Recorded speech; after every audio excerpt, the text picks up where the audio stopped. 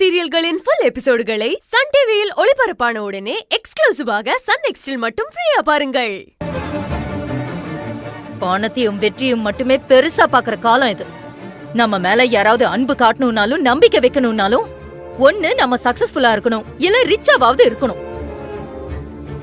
இந்த ரெண்டுமே இல்லனா அந்த இடத்துல நமக்கு மதிப்பே இருக்காதுங்கறத நான் நல்லா புரிஞ்சுக்கிட்டேன். அத நீங்க நல்லாவே புரிய வச்சிட்டீங்க.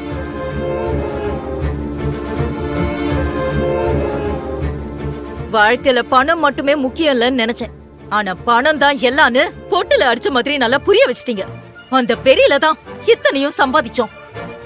என் புருஷனோட அந்தஸ்துக்கு முன்னாடி இப்ப உங்களால நிக்க முடியுமா?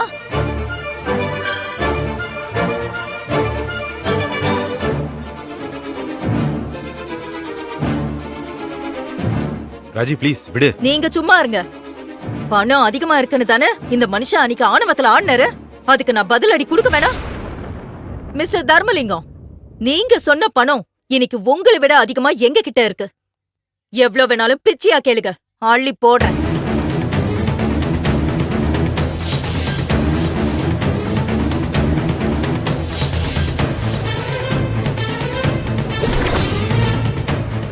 உங்களால மனுஷங்க மேல இருந்த நம்பிக்கையே போயிடுச்சு.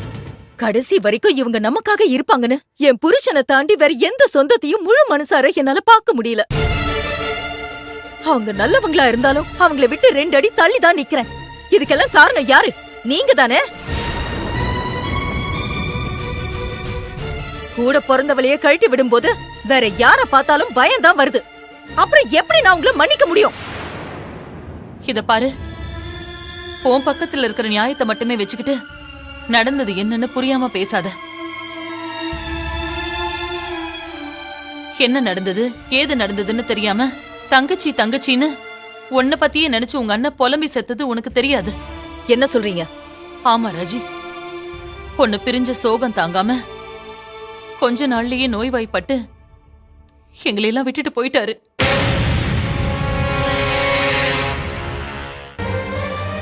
இப்போ நீ நல்லா இருக்கிறத பார்த்து எனக்கு ரொம்ப மனசுக்கு சந்தோஷமா இருக்கு ராஜி. கூட பிறந்த உறவு வேண்டான்னு இங்க யாரும் உன்னை ஒதுக்கல. நம்ம குடும்பத்தோட பொண்ணுமா நீ. உன்னை ஒதுக்குனா நாங்க எப்படி நல்லா இருக்க முடியும் சொல்லு?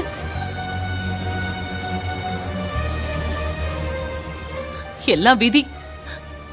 இத்தனை வருஷம் பிரிஞ்சு வாழணும்னு நம்ம தலையில எழுதி இருக்கு. நீங்க எனக்கு பண்ண பாவத்துக்கு எதுக்கு தலையெழுத்து மேல பழிய போடுறீங்க? தலையெழுத்தேன்னு புலம்புறவ இல்ல இந்த ராஜி. அது தப்பா இருந்தா அழிச்சுட்டு எழுதுறவ. எனக்கு அழற பொம்பளைங்களை கண்டாலே பிடிக்காது.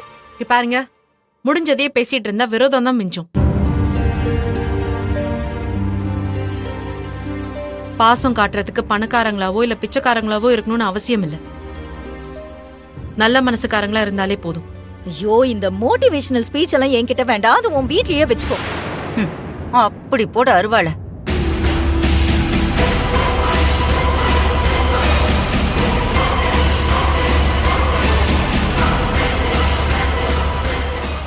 ராஜி, நான் இவங்கெல்லாம் யாருன்னு சொல்லவே இல்லல. இவன் தான் என் பெரிய பையன் மூர்த்தி. இது அவனோட மனைவி தனம். இவ பேரு ஆனந்தி, அன்பு சின்ன பையன். இன்னொரு பொண்ணு தேவி, இப்ப அவ மாமியார் வீட்டுல இருக்கா. இவதான் என் மூத்த மக கையல். யாரோட ஜெராக்ஸ்னு தான் தெரியுதே. யாருகிட்ட எப்படி பேசணும்னு சொல்லி கொடுத்து வளர்க்கலையா? எங்க அப்பா எனக்கு எல்லாமே சரியாதான் சொல்லி கொடுத்து வளர்த்திருக்காரு. தாம் பக்கம் இருக்கிற தப்பு புரியாம அதிகாரம் பண்றவங்க கிட்ட அடி பணிஞ்சு போக கூடாதுன்னு எங்க அப்பா சரியா சொல்லி கொடுத்திருக்காரு.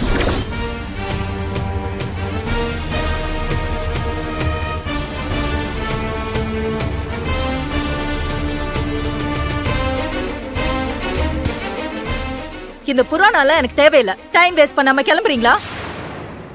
ராஜி, பழசெல்லாம் மனசுல வச்சுக்கிட்டு எங்களை வேண்டான்னு ஒதுக்கிடாத. நீ திட்டின எதையுமே நாங்க பெருசா எடுத்துக்கல. ஏன்னா அது உன்னோட ஆதங்கம். பிறந்த வீட்டை பிரிஞ்சு இருக்கிறங்கிற தவிப்பு. அதனாலதான் நீ இப்படி எல்லாம் பேசுற. நடந்ததை மாத்த முடியாது. நடக்க போறதையாவது நல்லதா மாத்தலாம்ல. ஆனா அதுக்கு நீ மனசு வைக்கணும் ராஜி. தொலைஞ்சதா நீ நினைக்கிற சொந்தம் இப்போ உன் முன்னாடி வந்து நிக்குது. நீதான் அதை அள்ளி அணைச்சு ஏத்துக்கணும்.